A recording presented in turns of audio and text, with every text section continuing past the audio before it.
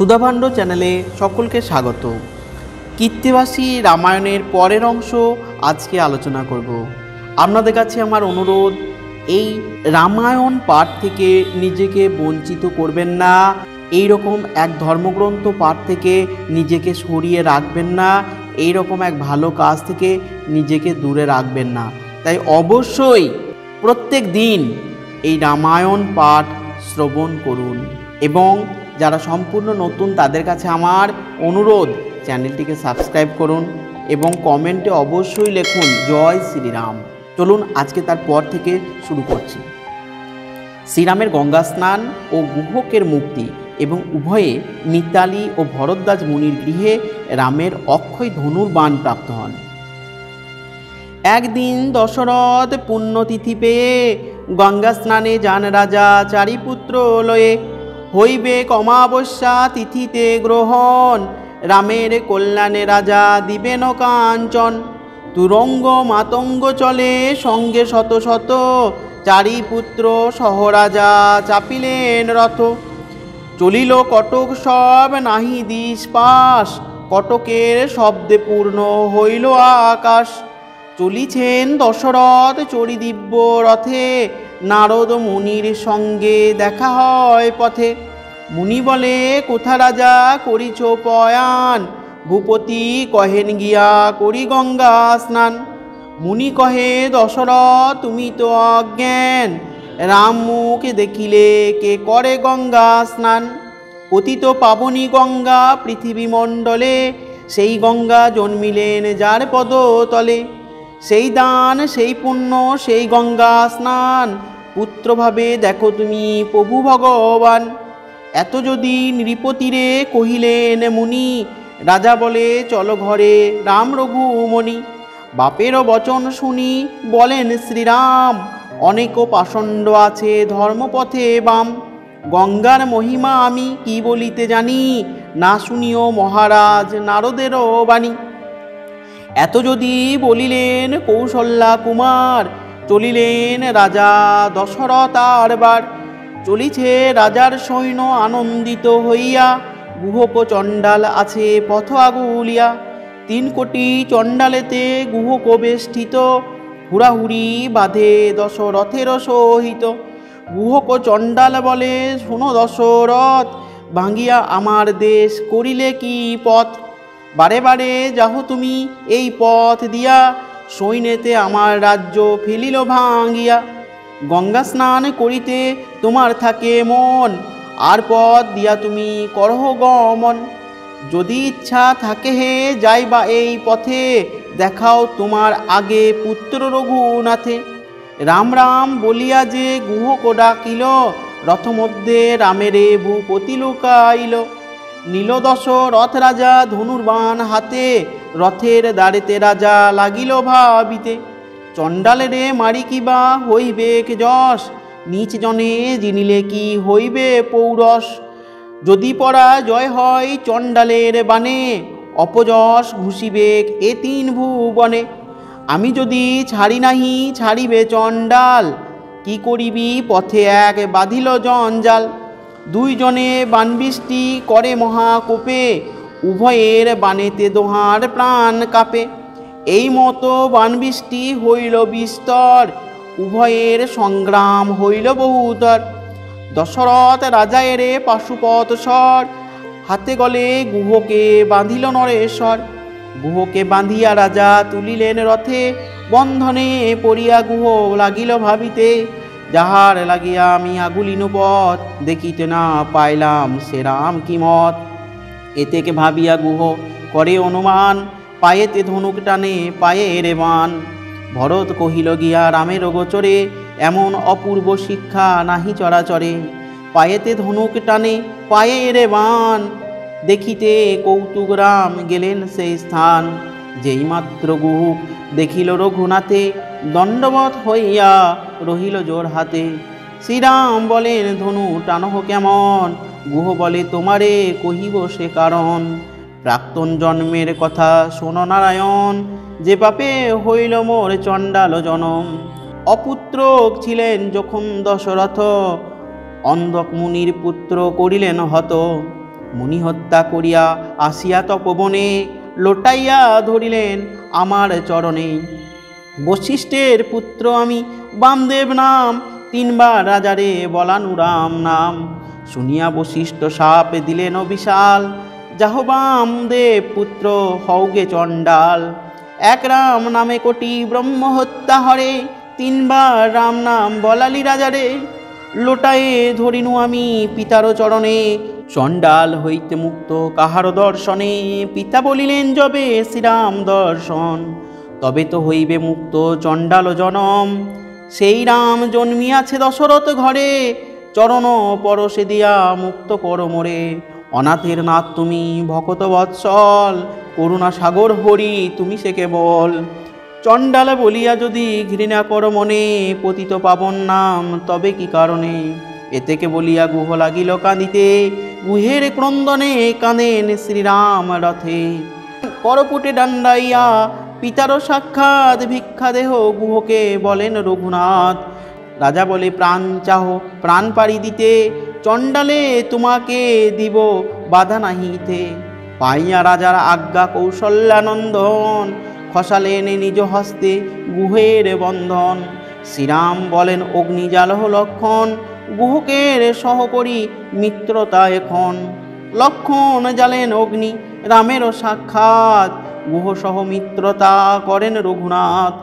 যেই তুমি সেই আমি বলেন শ্রীরাম, গুহ বলে ঘুচাইতে নারী নিজ নাম।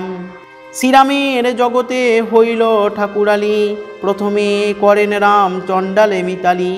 বিদায় করিয়া রাম গুহ গেল ঘরে, পুত্রলয়ে দশরথ গেল গঙ্গা তীরে। অপূর্ব অনন্ত ফল ভাস্কর গ্রহণ, স্নান করি রাজা দান করিল কাঞ্চন।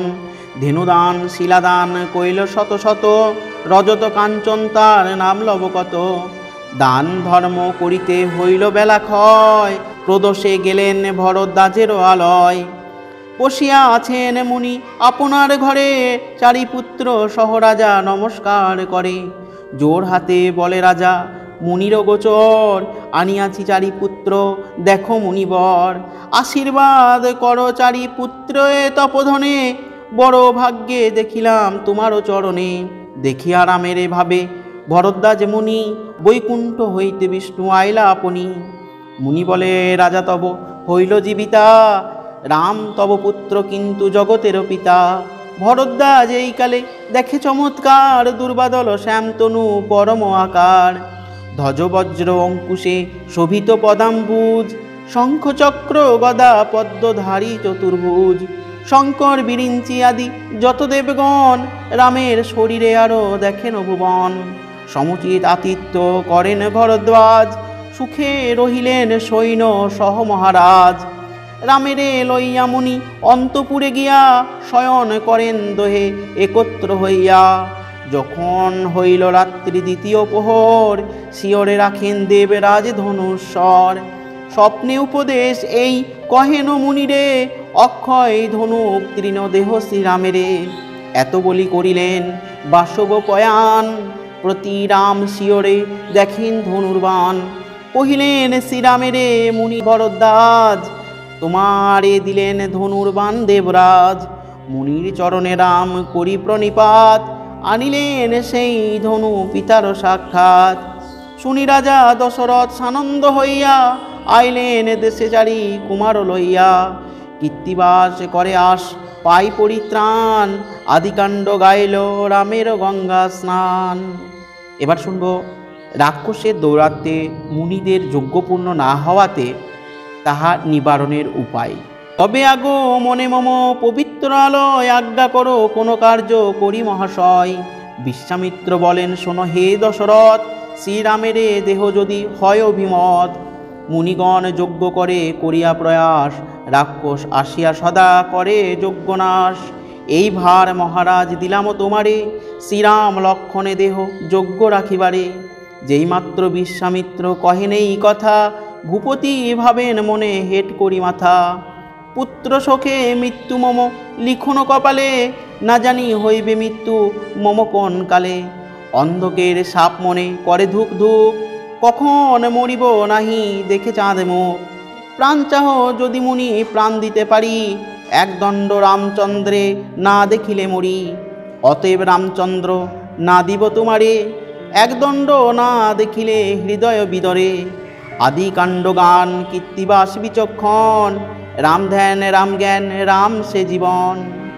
এবার শুনব শ্রীরামকে রাক্ষস সহ যুদ্ধে প্রেরণ, দশরথের অস্বীকার। যখন শুইয়া থাকি রামের হৃদয়ে রাখি, ভূমে রাখি নাহিক প্রতীত।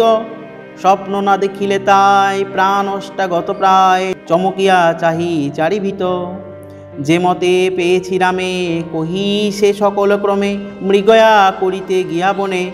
সিন্ধু নামে মুনিবরে সরোবরে জল ভরে, তারে মারি শব্দভেদী বানে। এইরূপে দশরথ চারিপুত্র লইয়া, সাম্রাজ্য করেন ভোগ সাবধান হইয়া। হেতা মিথিলায় যজ্ঞ করে মুনিগণ, যজ্ঞ পূর্ণ নাহি হয় রাক্ষস কারণ। যজ্ঞ আরম্ভন যেই করে মুনিবর, করে রক্ত বর্ষণ মারিচ নিশাচর। যজ্ঞহীন হইলে মিথিলা ভুবন, করেন জনক যুক্তি লয়ে মুনিগণ। তার মধ্যে বলিলেন বিশ্বামিত্র মুনি, অযোধ্যায় গিয়া রামচন্দ্রে আমি আনি। রাক্ষস বদের হেতু ধরি রাম বেশ, দশরথ গৃহে অবতীর্ণ হৃষিকেশ। বলিলেন জনক শোনহ মহাশয়, তুমি রক্ষা করিলে যজ্ঞ রক্ষা হয়। বিশ্বামিত্র সকলেরে করিয়া আশ্বাস, চলিলেন যথারাম অযোধ্যা নিবাস। উপস্থিত হইলেন অযোধ্যার দ্বারে, দাঁড়ি গিয়া জানাইল তখনই রাজারে। ভূপতি শুনিবা মাত্র বিশ্বামিত্র নাম, চিন্তিয়া কহেন বুঝি বিধি আজিবাম। বিশ্বামিত্র মুনিয়েই বড়ই বিষম, প্রমাদ ঘটায় কিংবা করে কোনো ক্রম। সূর্যবংশে ছিল হরিশ্চন্দ্র মহারাজ, ভাজ্যা পুত্র বিচাইয়া দিল তারে লাজ। আসি বন্দিলেন রাজা মুনির চরণ, শিষ্টাচার পূর্বক করেন নিবেদন। মৃত মুনি কোলে করি গেলাম অন্ধকপুরী, দেখি মুনি অগ্নির সমান। পুত্র পুত্র বলি ডাকে, মরা পুত্র দিনু তাকে। পুত্র শোকে ছাড়িল সে প্রাণ। ছিলাম সন্তানহীন মনোদুঃখী রাত্রি দিন, বধিলাম সিন্ধুর জীবন। কুপিয়া সিন্ধুর বাপ দিল মোরে অভিশাপ, তেই পাইলাম এই ধন। অতএব তপধন শোনো মম নিবেদন, আমি যাব সহিত তোমার। বিনা শ্রীরাম লক্ষণ অন্য কিছু প্রয়োজন, যাহা চাহ দিব শতবার। রাজার বচন শুনি কুপিলেন মহামুনি, ঝাঁট দেহ তোমারও কুমার। আপন মঙ্গল চাহ শ্রীরাম লক্ষণ দেহ, নহে বংশ নাসিব তোমার। রাজা দশরথ বিশ্বামিত্র মুনিকে প্রতারণা করিয়া ভরত ও শত্রুঘ্নকে প্রেরণ ও বিশ্বামিত্রর কোপ, তারপরে রামের গমন শিকার। রাজা বলিলেন মুনি করি নিবেদন, ধনুর্বিদ্যা নাহি জানে কি করিবে রণ। অতি অল্প বয়স মম পুত্র চারিগুটি, শিরে চুল নাহি ঘুচে আছে পঞ্চঝুটি। অন্য সৈন্য যত চাহ লহ তপধন, তাহারা করিবে নিশা চরে নিবারণ। শুনিয়া কহেন বিশ্বামিত্র তপধন, কটকে খাইবে এত কোথা পাব ধন। একারাম গেলে হয় কার্যের সাধন, সহস্র কটকে মম নাহি প্রয়োজন। তব বংশে ছিলেন যে হরিশ্চন্দ্র রাজা, পৃথিবী আমাকে দিয়া করিলেন পূজা। তথাপি না পাইলেন মনের সান্ত্বনা, স্ত্রী পুত্র বেচিয়া শেষে দিলেন দক্ষিণা। এক নামে দিতে তুমি করো উপহাস, সূর্য বংশ আজ বুঝি হইল বিনাশ। চিন্তিত হইয়া রাজা ভাবে মনে মনে, ডাকিলেন ভরত শত্রুঘ্ন দুইজনে। দোহে দাঁড়াইল সে মুনির সাক্ষাতে, রাজা বলিলেন যাহ মুনির সঙ্গেতে। ভূপতির বঞ্চনায় ভ্রান্ত তপধন, মনে ভাবিলেন এই শ্রীরাম লক্ষণ। আগে যান মহামুনি পাছে দুইজন, সরজু নদীর তীরে দিল দর্শন। মুনি বলিলেন শুনো ভূপতি কুমার, হেতা গমনের পথ আছে দ্বিপ্রকার। এই পথে গেলে যাই 3 দিনে ঘরে, এই পথে গেলে লাগে তৃতীয় প্রহরে। তৃতীয় প্রহর পথে কিন্তু আছে ভয়, সেই পথে রাক্ষসী তারকা নামে রয়। তারিয়া ধরিয়া খাই যত মুনিগণে, কোন পথে যাইতে তোমার লাগে মনে। বলিলেন ভরত শোনহ তপধন, দুষ্ট ঘাটাইয়া পথে কোন প্রয়োজন। একথা শুনিয়া মুনি ভাবিলেন মনে, ইহানা হবেন যোগ্য রাক্ষস নিধনে। এক রাক্ষসের নাম শুনি এত ডর, মারিবেন ইনে কিসে কোটি নিশাচর। রাজার সততা মুনি ভাবেন অন্তরে, শ্রীরামে না দিয়া রাজা দিল ভরতেরে। আমার সহিত রাজা করে উপহাস, অযোধ্যা সহিত আজি করিব বিনাশ। ক্রোধে ফিরিলেন পুনঃ বিশ্বামিত্র ঋষি, নির্গত হইল তার নেত্রে অগ্নিরাশি। সেই অগ্নি লাগে গিয়া অযোধ্যা নগরে, প্রজার তাবৎ ঘর দ্বার দগ্ধ করে। কাঁদিয়া চলিল প্রজা রামের গোচরে, বিশ্বামিত্র মুনি আসি সর্বনাশ করে। তোমারে না দিয়া রাজা দিল ভরতেরে, তে কারণে এ বিপদ অযোধ্যা নগরে। প্রজার করুণা শুনি রামেরও তরাস, ধাইয়া গেলেন রাম বিশ্বামিত্র পাশ। মুনির চরণ ধরি বলে রঘুমণি, প্রজালোকে রক্ষা প্রভু করহ আপনি। অপরাধ যেই করে দণ্ড কর তার, নিরপরাধীর দণ্ড করা অবিচার। মুনি হইয়া যেই জন রাগে দেয় মন, পূর্বধর্ম নষ্ট তার হয় সেই ক্ষণ। পুত্রে পাঠাইতে পিতা হলেন কাতর, যজ্ঞ রক্ষা করি গিয়া মিথিলানগর। হাসিলেন মুনিরাজ রামের বচনে, অযোধ্যার পানে চান অমৃত নয়নে। সকলে করিতে পারে তপেরও কারণ, যেমন অযোধ্যাপুরী হইল তেমন। মুনির চরিত্র দেখি রামের তরাস, আদি কাণ্ড গাইল পণ্ডিত কীর্তিবাস। কীর্তিবাসী রামায়ণের আজকে এই পর্যন্ত পাঠ করলাম। আপনারা অবশ্যই কমেন্টে লিখুন জয় শ্রীরাম, এবং যারা প্রথম থেকে শ্রবণ করেননি তারা অবশ্যই চেষ্টা করবেন প্রথম থেকে শুরু করার, এবং যারা সম্পূর্ণ নতুন তাদেরকে আবার একবার অনুরোধ করছি চ্যানেলটিকে সাবস্ক্রাইব করুন। ভালো থাকুন, সুস্থ থাকুন, ধন্যবাদ।